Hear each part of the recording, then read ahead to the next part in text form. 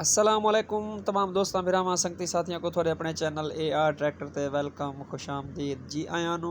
तो अज अपने दोस्तों की खिदमत की पेश करें पे fiat new Holland 640 model 2007 condition wise ज़बरदस्त हालत शो वगैरह का कलर वगैरह चेक कर सकते माशाल्लाह। अच्छा ट्रैक्टर सुथरा साफ ट्रैक्टर है A to Z किल काबले दा बिल्कुल साफ ट्रैक्टर है जी। गारंटी वाला ट्रैक्टर है, कोई किसी किस्म का इसको कोई फॉल्ट वगैरह नहीं है। हाउसिंग तो चाह के जी ब्लॉक वगैरह हाउसिंग टोटल जेनवन हालत है। पावर स्टेयरिंग जी इस गड्डी को लगा हुआ है जी।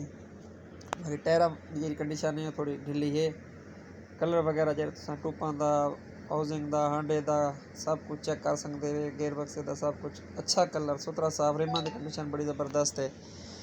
तो जी टायरों की हालत जी पिछले टायर इन गड्डी तो गुजारे दी है, लेकिन साइड ना तो गड्डी थोड़ी टुट्टी भरनी हुई है। बाकी फ्रंट साइड के टायर वगैरह जो वो तो दिखा रहे हैं। फ्रंट साइड के टायरों की हालत बेहतर है।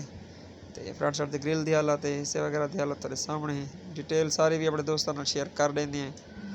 मुल्तान की लोकेशन है जिस ट्रैक्टर की शाशम्स इंटरचेंज के नाल एक गाँव है जी, उत्थे ट्रैक्टर मौजूद है। अगर कोई दोस्त मेरा ख्वाहिशमंद हो तो के देख सकता है। वीडियो के लास्ट जिस मालकों का नंबर भी दे देसूँ ताकि जो दोस्त मेरा कोई इस ट्रैक्टर ख्वाहिशमंद है घिना नहीं तो डायरेक्ट मालका नाल रब्ता करे। बाकी साडा कोई कमीशन वगैरह तकाजा नहीं होता।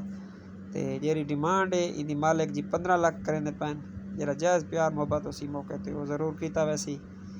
तो दूसरा तमाम दोस्तों को रिक्वेस्ट होती है कि मेहरबानी करके सारे चैनल को ज़रूर सब्सक्राइब करे सो, वीडियो को लाइक किया करो, अच्छे कमेंट्स किए करो, दोस्तों नाल भी शेयर किया करो।